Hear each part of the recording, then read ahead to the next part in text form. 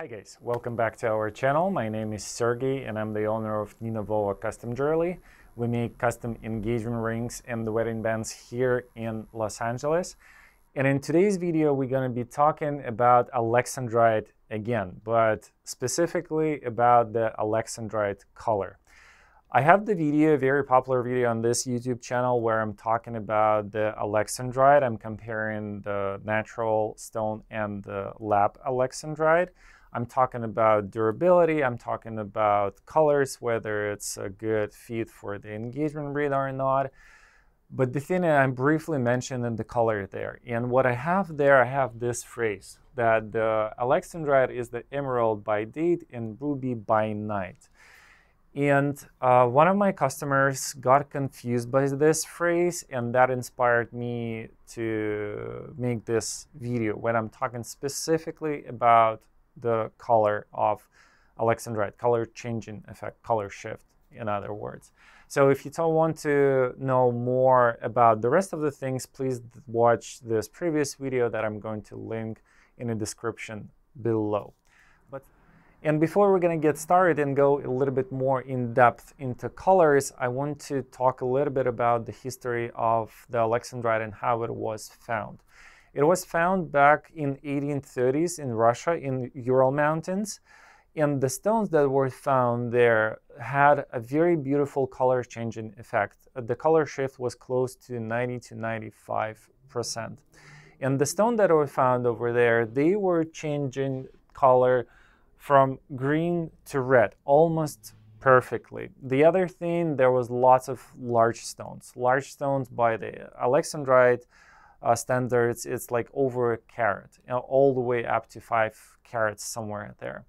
The thing is, the diamonds available out there in the sizes bigger than that. 10 carats, 15 carats, like you can go to Beverly Hills and pretty much buy on the spot 10 carat diamond.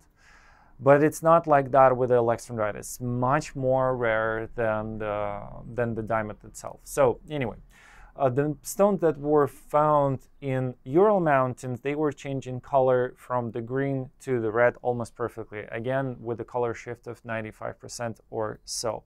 At the same time, there was a little bit of different colors there as well too. All of the stones went to the higher society, to the Tsar himself, after whom the stone was named, by the way, after Alexandrite II. And they were spread all over higher society of France and Russia back then. So they never really hit the market.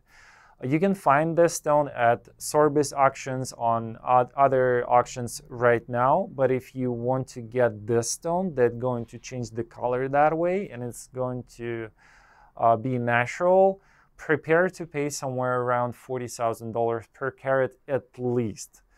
And also allowed yourself a little bit of time. It's not like you can go there and just buy it on the spot. You'll have to hunt for this specific stone. But here's the thing, these mines were emptied in about 40-50 years or so. Don't quote me on that specifically, but it was a short amount of time.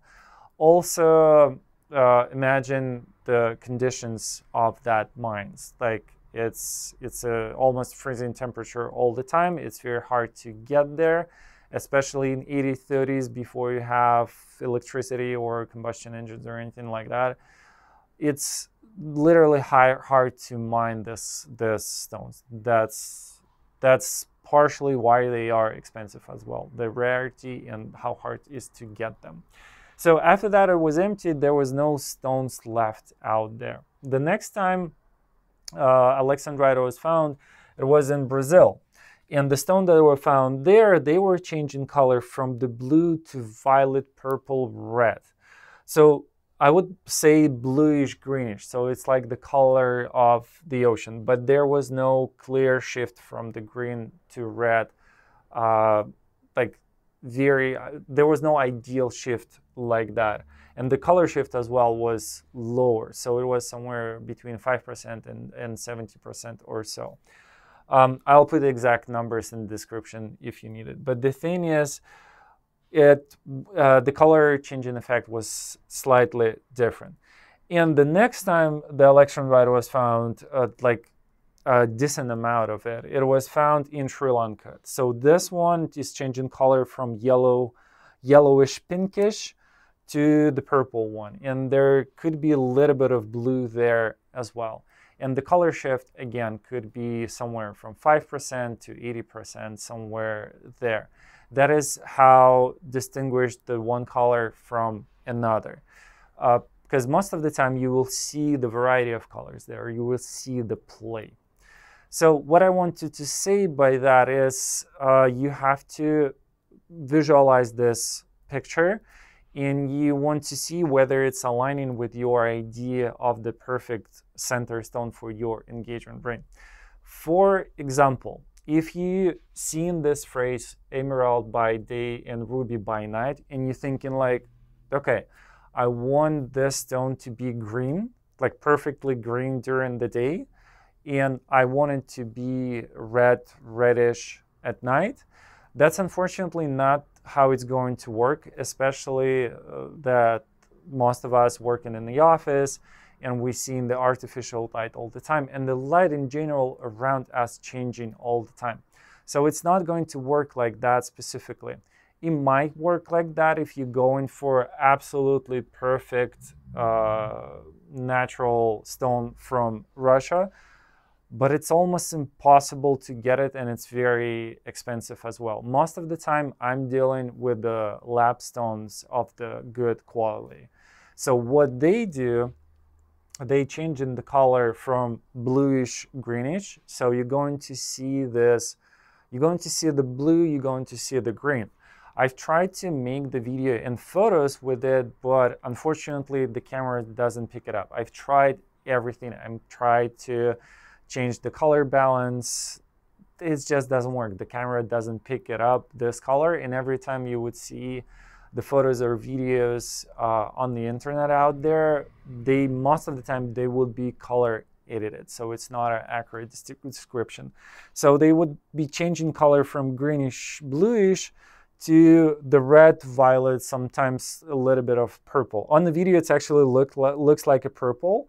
In reality, it's red, again, because of the white balance, and I'm guessing the way we see this stone.